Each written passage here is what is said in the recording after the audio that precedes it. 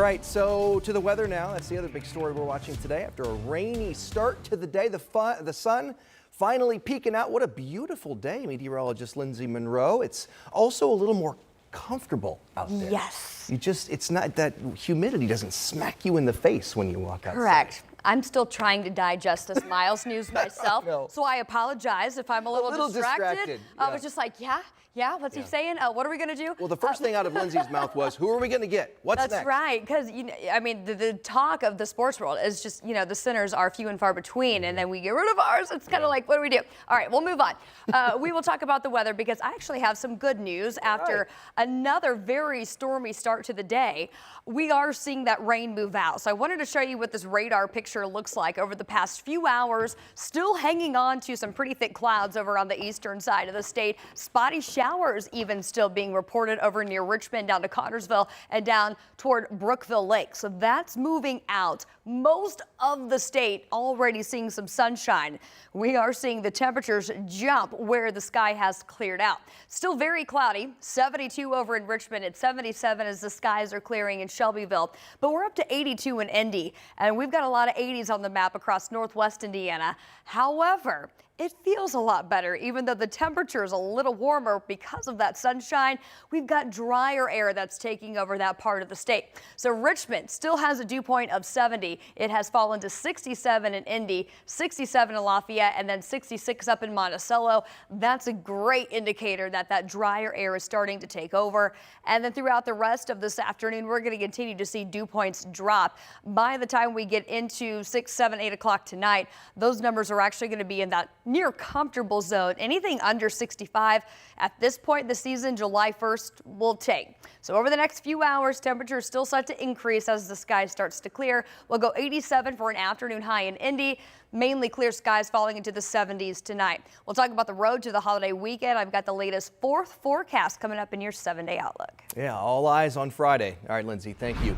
Today, drivers on the FAR 65 loop can push a little harder on the gas pedal, just a little harder. A new speed limit is among the new laws that took effect at midnight. One thing to note here, the speed limit will not increase on every part of the I-465 loop. So here's what you need to know. The speed limit goes from 55 up to 65 on most of 465. The area between 86th and 96th on the northwest side is staying at 55. We've got it here in different colors so you can easily understand where that is. On the southeast side, between 65 and 70, the variable speeds there now are staying in place. You'll start seeing the new signs pop up over the next week or so. State police say they'll be keeping a close eye on traffic as drivers adjust to these changes.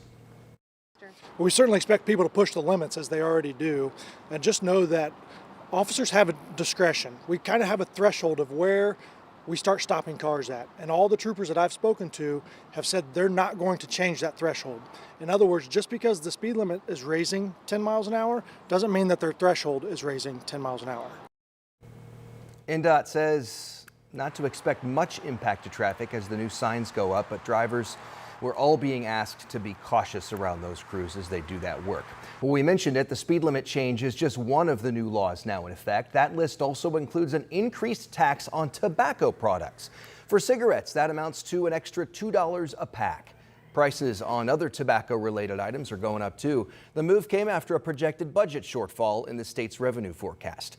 And starting today, it'll be harder for some people to get and hold on to Medicaid coverage. The state of Indiana is going to be more strict about income and work requirements for certain recipients. That means monthly eligibility checks for everyone enrolled, and the number of people on the Healthy Indiana plan will be capped.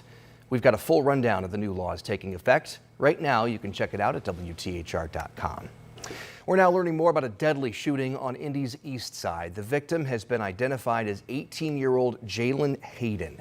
It happened just before 4 in the morning yesterday along North Butler Avenue near 38th and Emerson. Police say when officers got there, they found a man who'd been shot in, quote, very critical condition, and then he later died at the hospital. Witnesses told police they heard some sort of disturbance inside the home leading up to the shooting. So far, no arrests. We also have an update on a deadly shooting on the Near East Side over the weekend. 53-year-old Billy McKinney died after a shooting near Southeastern Avenue and South Sherman Drive Sunday afternoon. Police say they believe the shooting stemmed from a crash. Police detained a person of interest at the scene, but that person was later released, and so far no arrests have been made in that case. An Indianapolis family is pushing for answers after a bicyclist was critically hurt in a suspected hit and run. Someone hit him incredibly hard and left him there to die. Loved ones tell us 28-year-old Jalen Brown was just blocks away from home when he was struck. They say he was coming home from work at the time. It happened Friday morning near Washington and Sherman. Brown's sister says things are touch and go, but they're trying to be hopeful and optimistic. Brown's family hopes the person responsible will come forward. To stand up and take the empowerment and claim what you did, or help somebody claim what they did, because like she said, Indianapolis is rough enough and it has to stop. So far, police have not released a description of the car that hit Brown. Anyone with information that could help resolve this case is urged to reach out to IMPD. 12 people are facing charges here in Indiana as part of the country's largest coordinated takedown of healthcare fraud schemes. State and federal prosecutors charged more than 320 people nationwide, and they uncovered nearly $15 billion in false claims to Medicaid and Medicare. Dozens of doctors, nurses, and other medical professionals are among those accused, along with several international crime groups.